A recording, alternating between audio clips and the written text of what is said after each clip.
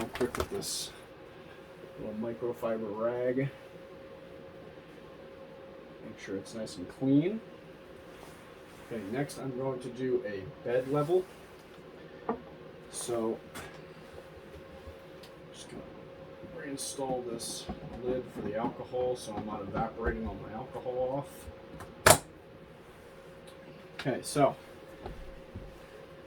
these 4 Allen key screws on the side have to be loose.